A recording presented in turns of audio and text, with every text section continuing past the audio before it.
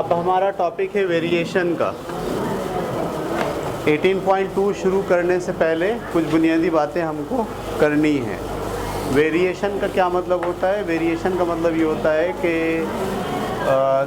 जब आप दो क्वांटिटीज़ को एक दूसरे के साथ मिला के देखते हैं। हमने इससे पहले रेशियो पढ़ा था कि दो क्वांटिटीज़ को एक दूसरे के साथ मिला के देख रहे हैं, ठीक है, और देख रहे हैं कि वो उसके मुकाबले में कितनी ज़्यादा है या वो उसके मुकाबले में कितनी कम है। अच्छा, ये दो क्वांटिटी सेम थी, लेकिन अब हम बात कर रहे हैं दो ऐसी क्वांटिटी जो सेम नहीं हो, अलग अलग हो, लेकिन वो एक दूसरे पे डिपेंड करती हो, उनका एक दूसरे के साथ रिलेशनशिप हो। सही है। मिसाल के तौर पर मैं आपसे कहूँ कि मुझे एक मकान बनवाना है, ठीक है। अगर मैं 30 मज़दूर लगाता हूँ तो वो मकान जो है 20 दिन में बना देते हैं। तो मज़दूरों की तादाद और दिन की तादाद, ये दो चीज़ें मेरे जहन में हैं। मज़दूर कितने लगेंगे और कितने दिन में बनेगा। अच्छा, मज़दूर अगर मैं कम कर दूँ तो दिन बढ़ जाएंगे, तो मज़दूर कम कर देंगे तो इसका मतलब अब वो 20 दिन में नहीं बना पाएंगे, अब तो ज़्यादा दिन लेंगे। इसका मतलब ये है कि मज़दूर और जो दिन हैं वो एक दूसरे पे डिपेंड करते हैं। मज़दूर बढ़ा दें तो दिन कम हो जाते हैं, मज़दूर कम कर दें तो दिन बढ़। अब मैं ये जो दो क्वांटिटीज़ गौर कर रहा हूँ ना, एक मज़दूर पे और एक दिन पे, तो इन दोनों क्वांटिटीज़ के दरमियान दो अलग अलग क्वांटिटी हैं। मज़दूर अलग क्वांटिटी है और दिन अलग चीज़ है। इससे पहले जो हम पढ़ रहे थे रेशो, उसमें दोनों चीज़ें क्या होती थी? एक ही यूनिट होता था दोनों का। यहाँ यूनिट एक नहीं है, वहाँ मज़दूर है या दिन है। तो हम ये देख रहे हैं कि ये जो दोनों चीज़ें हैं एक दूसरे से ताल्लुक़ रखती हैं। एक पर असरअंदाज हो तो दूसरा खुद ब खुद चेंज होता है। एक को ज़्यादा करो तो दूसरा कम हो जाता है, एक को कम करो तो दूसरा ज़्यादा हो जाता है। तो हम कहेंगे कि इन दोनों के दरमियान रिलेशनशिप पाया जाता है। इन दो मुख्तलिफ़ चीज़ों के दरमियान रिलेशनशिप पाया जाता है।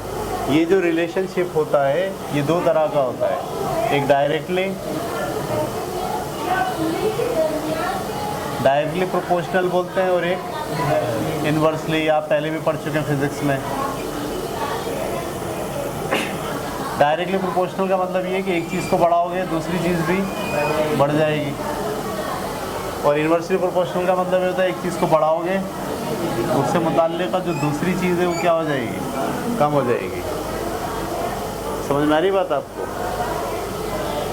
तो ये जो रिलेशनशिप होता है, चाहे डायरेक्टली हो चाहे इन्वर्सली हो, ये दो चीज़ों के दरमियान आप बनाते हैं। पहली चीज़ को आप ज़ाहिर कर सकते हैं x से और दूसरी चीज़ को ज़ाहिर कर सकते हैं y से।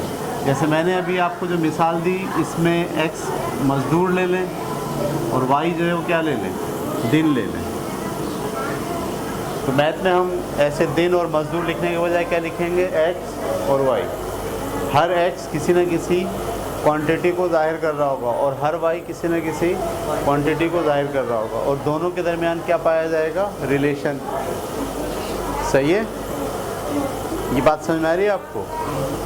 अच्छा, ये जो रिलेशनशिप होगा इसको आप कैसे लिखेंगे? डायरेक्टली का रिलेशनशिप यूँ लिखा जाएगा, y is directly proportional to x, और इन्वर्सली का प्रोपोर्शनल यूँ लिखा जाएगा, y is inversely proportional to x। Directly के अंदर आप दोनों को सामने लिखते हैं, इन्वर्सली में आप क्या करते हैं? एक ऊपर लिखते हैं और एक नीचे लिखते हैं। ये इन्वर्सली प्रोपोर्शनल है और ये डायरेक्टली प्रोपोर्शनल है। ये बात समझ में आ रही है? इसमें अहम तरीन बात यह है कि जो खुला हुआ मुंह होगा उसके सामने वो होना चाहिए जो आपके कंट्रोल में हो। मिसाल के तौर पर ये जो केस मैंने आपके सामने रखा है, इस केस के अंदर दिन मेरे कंट्रोल में नहीं है, मज़दूर मेरे कंट्रोल में है। मज़दूर कम ज़्यादा मैं कर सकता हूँ, और दिन को कम ज़्यादा कौन कर रहा है? वो मज़दूर कर रहे हैं। तो मज़दूर कहाँ आएंगे? यहाँ आएंगे, और दिन यहाँ जाएंगे? नहीं, मज़दूर यहाँ जाएंगे, दिन यहाँ आएंगे। सही है? तो ये इन्वर्सली प्रोपोर्शनल है, तो इसको मैं यूँ लिख सकता हूँ, दिन इज़ इन्वर्सली प्रोपोर्शनल टू मज़दूर। ये जो खुला मुंह है इसका ख़ास ख्याल रखना है। अगर आपने यहाँ मजदूर यहाँ दिन कर दिया तो ये आपका रिलेशनशिप क्या हो गया, गलत हो गया। इसको मैथ की ज़बान में कहते हैं कि ये जो चीज़ डिपेंडेंट होती है उसे बंद मुंह की तरफ लिखते हैं, और जो चीज़ इंडिपेंडेंट होती है, सही, इन दोनों में कौन किस पे डिपेंड कर रहा है? क्या मज़दूर दिन पे डिपेंड कर रहे हैं या दिन मज़दूर पे डिपेंड कर रहे हैं? मज़दूर दिन पे डिपेंड कर रहे हैं। मज़दूर हम कम ज़्यादा करेंगे, उसके असरात किस पर होंगे? दिन के ऊपर होंगे। इसका मतलब ये है कि दिन डिपेंड करते हैं मज़दूर पर। तो दिन क्या बना? डिपेंडेंट बना। जो चीज़ डिपेंडेंट होगी वो कहाँ आएगी? बंद मुंह की तरफ। और जो चीज़ इंडिपेंडेंट होगी वो कहाँ आएगी? खुले मुंह की तरफ। ये इंतहाई अहम बात है जो आपको याद रखनी है। ये बात क्लियर हो गई? अच्छा, एक बात, दूसरी बात ये कि ये जो लफ्ज़ हमने यहाँ लिखा वेरिएशन, इसका इससे क्या ताल्लुक़ है? आपने स्टार्ट में लिखा वेरिएशन और फिर आप रिलेशनशिप पढ़ाने लग गए। तो असल में बात ये है कि जब आप मज़दूर के अंदर चेंज करते हैं तो उसमें वेरिएशन आता है दिन में। एक चीज़ में तब्दीली करने से दूसरी चीज़ भी क्या हो जाती है? तब्दील हो जाती है। ये जो एक चीज़ की तब्दीली से दूसरी चीज़ पर तब्दीली आ रही है, इसको मैथ की ज़बान में क्या कहते हैं? वेरिएशन। समझ में आ गई बात? एक चीज़ के कम या ज़्यादा करने से उसके असरात किसी दूसरी चीज़ के ऊपर पड़ रहे हों तो हम कहते हैं कि ये अब दोनों के दरमियान रिलेशनशिप भी है और ये वेरी कर रहे हैं एक दूसरे के ऊपर डिपेंड करके। एक को बढ़ा दो तो दूसरा बढ़ जाएगा या कम हो जाएगा, एक को कम कर दो तो दूसरा भी बढ़ जाएगा या कम हो जाएगा। तो इसमें वेरिएशन आ रहा है। एक के अंदर वेरिएशन करने से दूसरे के अंदर भी क्या आ रहा है?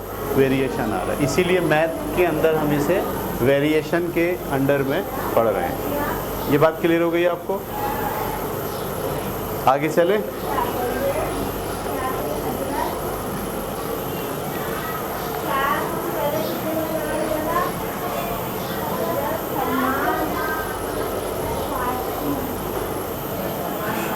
ठीक है, अगर मैं आपसे कहूँ कि एक गाड़ी की स्पीड जो है वो कुछ है v, सही है, और फिक्स टाइम मैंने ले लिया 5 सेकंड। कितना ले लिया? ये मेरे जहन में है। v और तय करदा फासला, v और तय करदा। अगर स्पीड ज़्यादा होगी तो फासला भी वो क्या करेगा? ज़्यादा तय करेगा। स्पीड कम होगी, फासला भी क्या करेगा? मिसाल के तौर पर 5 सेकंड तक गाड़ी चलानी है। अगर 50 की स्पीड से जाओगे तो कुछ फासला तय करोगे। अगर आप 50 की नहीं 100 की स्पीड से जाओ, ज़्यादा फैसला तय होगा उसी 5 सेकंड में। ये समझ में आ रही बात आपको? अब आप देखिए, दो चीज़ें हैं, एक स्पीड है और एक क्या है? ये क्या है? डायरेक्टली प्रोपोर्शनल है। स्पीड बढ़ा दो, फासला भी बढ़ जाता है, स्पीड कम कर दो, फासला भी कम हो जाता है। तो दोनों एक दूसरे के क्या हैं? डायरेक्टली प्रोपोर्शनल है। अब मैं जब ये वाला ऐसे लिखता हूँ इनके रिलेशनशिप ज़ाहिर करने के लिए ऐसे, अब सवाल ये है कि यहाँ क्या आएगा और यहाँ क्या आएगा? यहाँ वो आएगा जो डिपेंड करता है और यहाँ वो आएगा जो मेरे कंट्रोल में है। अब आप बताइए इसमें मेरे कंट्रोल में क्या है? स्पीड मेरे कंट्रोल में है। स्पीड कम ज़्यादा मैं करूँगा, उसकी वजह से मुतासिर क्या होगा? फासला। तो फासला यहाँ आएगा और स्पीड यहाँ आएगी। ये बात क्लियर हो गई आपको? ये अंडरस्टैंड करना इंतहाई ज़रूरी है कि बंद मुंह की तरफ किसे रखना है और खुले मुंह की तरफ किसे रखना है। जो डिपेंडेंट होता है वो बंद मुंह की तरफ आता है और जो इंडिपेंडेंट होता है वो खुले मुंह की तरफ जाता है। ये बात क्लियर हो गई आपको? अच्छा जी, अब अगर फ़र्ज़ करें कि मैं एक डेटा निकालता हूँ, मैंने मुख्तलिफ एक्सपेरिमेंट किए, या मैंने स्पीड ले ली या मैंने क्या ले लिया? फासला लिए। मैं कहता हूँ अगर मैं 10 की स्पीड से जाता हूँ तो 5 सेकंड में कितना जाऊँगा? 50। 1 सेकंड में 10 की स्पीड से जाऊँगा तो 50 में 5 सेकंड में कितना जाऊँगा? 50। अगर मैं स्पीड जो है वो अपनी 20 कर दूँ तो मैं कितना जाऊँगा? 100। अगर स्पीड में 30 कर दूँ तो 150 जाऊँगा। अगर स्पीड 40 कर दूँ तो 200 जाऊंगा। ऐसे ही चल रहा है। समझ में आ रही बात? अच्छा जी, अब देखिए आपके मेरी 10 स्पीड थी तो मैंने कितना फासला दे गया था 50। मेरी स्पीड 20 हो गई तो मैंने कितनी स्पीड बढ़ाई? 10 की स्पीड बढ़ाई। 10 की स्पीड बढ़ाने से जो फासला बढ़ा है वो कितना बढ़ा है? 50। इसको पकड़ के रखना है। 10 स्पीड बढ़ाने से फासला कितना बढ़ गया? फिर मैंने अगली बार 10 स्पीड फिर बढ़ाई, उससे फिर फासला कितना बढ़ा? 50। फिर मैंने अगली बार 10 की स्पीड बढ़ाई, फासला कितना बढ़ा? एक जैसी यूनिट की स्पीड बढ़ाने से जो दूसरे पर असरात हो रहे हैं वो भी एक जैसे हो रहे हैं। तो हम कहेंगे इनके रिलेशनशिप में कांस्टेंट पाया जाता है। कांस्टेंट पाए जाने का मतलब जितना ये बढ़ा रहे हो उसकी वजह से जितना ये बढ़ रहा है वो हर दफ़ा क्या है? सेम है। इस बात को कहा जाता है कांस्टेंट पाया जाता है। अब जैसे मैं अगर इसकी 10 स्पीड बढ़ने से इसका 50 डिस्टेंस बढ़ रहा है, अगर एक बढ़ाते 10 से 11 करते तो कितना बढ़ता? 5 बढ़ता। अच्छा, इसकी भी यहाँ 20 से 30 करने में 10 बढ़ा रहे हैं, 10 बढ़ाने में कितना फासला बढ़ रहा है? 50 का। अगर मैं 20 से 21 करता तो कितना बढ़ता? 5। तो कहीं भी आप चले जाएं, एक स्पीड की तब्दीली से जो फासले में आने वाला चेंज है वो हमेशा क्या है? एक जैसा आ रहा है, सेम आ रहा है। तो हम बोलेंगे कि इन दोनों के दरमियान क्या पाया जाता है? कांस्टेंट पाया जाता है। और इसको यूँ लिखते हैं आप, एस प्रोपोर्शनलिटी को जैसी इक्वलिटी में लेकर आते क्या आ जाता है? Constant into v. समझ में? वी यहाँ मल्टीप्लाई कर रहे हैं, वहाँ जाके क्या करेगा?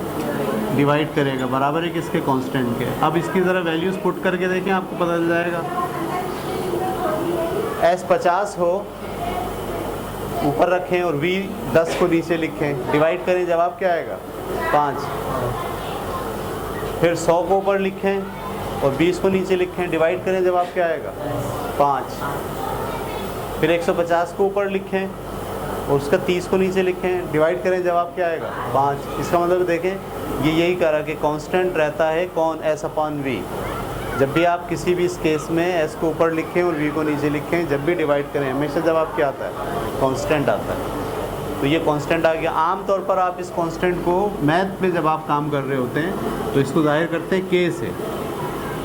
किससे जाहिर करते हैं? हाँ, तो इस तरह से ये एक आपका फार्मूला बन जाता है जो जाहिर करता है रिलेशनशिप को दोनों के और उनके कांस्टेंट को। ये बात क्लियर हो गई? इसी कॉन्सेप्ट को अब हम आगे पूरे इसमें पढ़ेंगे अगली एक्सरसाइज के अंदर। ठीक है, इसको उतारना है तो उतार लें, वरना हम चलते हैं आगे की तरफ।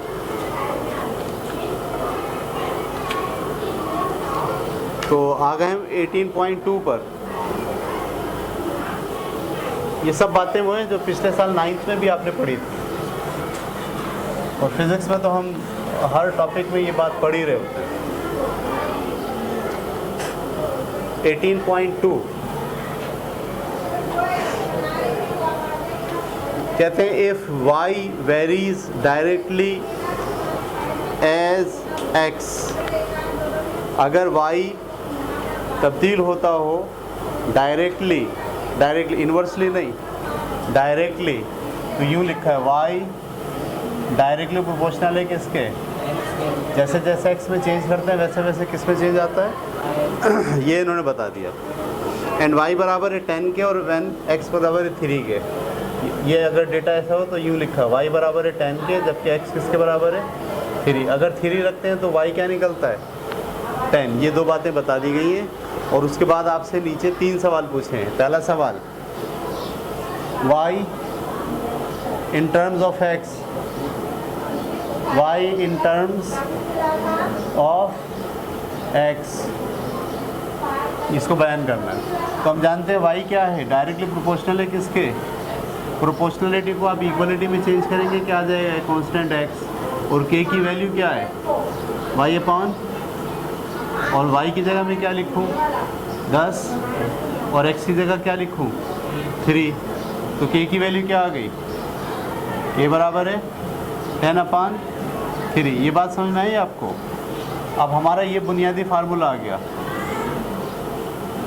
y बराबर है इस k की जगह वापस क्या रख सकते हैं 10/3 इंटू एक्स। तो ये आपका पहला जवाब हो गया। y in terms of x, y की वैल्यू x के लिहाज से आपने ये जो दिया गया था इसको फार्मूला बना दिया। ये बात क्लियर हो गई। उसके बाद कहते हैं y मालूम करें when x is equal to 6। दूसरा सवाल,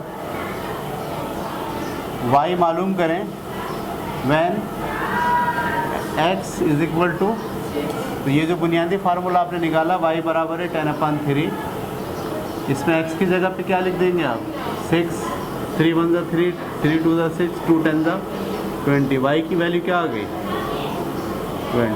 अगर x 3 होता है तो y 10 होता है, और अगर x 6 होगा तो y क्या होगा 20 होगा। ये दूसरा पार्ट हो गया। तीसरा, x when y is equal to 15। अब ये कह रहे हैं x क्या होगा, तीसरी बात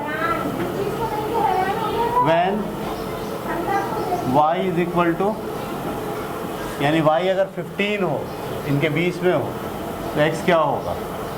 तो यही बुनियादी फार्मूला जो आपने निकाला, y बराबर है 10/3 इंटू एक्स। इसमें x मालूम करना है, जबकि y किसके बराबर दिया हुआ है 15 के, तो 10/3 ऐसे लिखा इंटू एक्स। 3 यहाँ क्या कर रहा है डिवाइड, वहाँ जाके मल्टीप्लाई 45, और 10 यहाँ मल्टीप्लाई, वहाँ जाके डिवाइड। तो x की वैल्यू क्या आ गई 4.5। इसका मतलब ये है कि अगर अगर इन दोनों के बीच में हो 15, तो x की वैल्यू क्या होगी 4.5 हो। तो 3 सवाल उतार लें इसे रोके। अब आपके पास दूसरा सवाल है, उसमें आपको कहा गया है कि v डायरेक्टली प्रोपोर्शनल है किसके t के, और एक मौका ऐसा है जिसमें v 15 है तो t क्या निकल रहा है, सॉरी t 24 है तो v क्या निकल रहा है 15 के निकल रहा है। ये आपको बात बता दी गई है और आपसे पूछा क्या गया है, फिर आपसे 3 सवाल पूछे हैं। The equation connecting v and t, आप वो इक्वेशन बनाएं जो v और t को कनेक्ट करती हो। तो पहला काम हम कर रहे हैं, क्या काम करना है, इक्वेशन बनाना है, equation for v and t। हम जानते हैं v डायरेक्टली प्रोपोर्शनल है किसके, प्रोपोर्शनलिटी को इक्वलिटी में चेंज करेंगे, क्या आ जाएगा कांस्टेंट k, सही है। और k की वैल्यू कैसे निकालेंगे, t डिवाइड कर रहा है वहाँ जाके मल्टीप्लाई कर रहा है वहाँ जाके डिवाइड करेगा। अच्छा, अब k की वैल्यू कैसे निकलेगी, v किसके बराबर दिया हुआ है 15 के, और t किसके बराबर दिया हुआ है 24 के। ये दोनों कट रहे हैं 3 से, 3 पंजे 15, 3 अट्ठे 24। तो k की वैल्यू क्या आ गई 5/8। जब ये आपने निकाल लिया तो ये जो बुनियादी फार्मूला था v बराबर है किसके kt के, इसमें k की वैल्यू क्या निकाल लिया आपने 5/8, तो वापस रख दें 5/8, ये बन गया आपका फार्मूला। तो पहला चीज़ क्या गई थी, equation for v and t, ये है इक्वेशन फॉर v और t। इसका दूसरा जो पार्ट है उसमें क्या कहा है, v मालूम करें when t is equal to 3। दूसरे पार्ट में v मालूम करना है when t is equal to 30। अब आपको यही फार्मूला लेना है, v इज इक्वल टू 5/8, और t की जगह पे क्या लिख देना है 30। t की जगह पे क्या लिख दिया आपने 30। आपको तो पता ही नहीं चलता होगा मैं क्या कर रहा हूँ। अच्छा, तो ये किससे कट रहा है, 2 के टेबल से मैंने काटा, 2 4 8, 2 5 15, 15 को 5 से मल्टीप्लाई करेंगे 75 डिवाइडेड बाय 4। तो v की वैल्यू क्या आ गई 4 एकम 4, 3 बचे 35, 4 अट्ठे 32, पॉइंट लगा के 30, 0 4 सत्ते 28 और 4 पंजे 20, 18.75 क्या आ गया 18.75। ये दूसरा सवाल था, ठीक है। अब इसका तीसरा पार्ट t मालूम करें। तीसरे में क्या कह रहे हैं, t when v is equal to 10। Formula कौन सा यूज़ करेंगे जो बनाया है, v इज इक्वल टू 5/8 और t हमें मालूम करना, v की जगह पे क्या लिखेंगे 10, 5/8, ये इधर जाके पलट जाएगा, ठीक है। t ऐसे लिखा, ये इधर जाके पलट गया 10 इंटू 5/8 के बजाय क्या हो जाएगा 8/5, 5 1 5, 5 2 और 2 8 16, तो t की वैल्यू क्या आ गई 16। उतारिए, ये किसकी बुक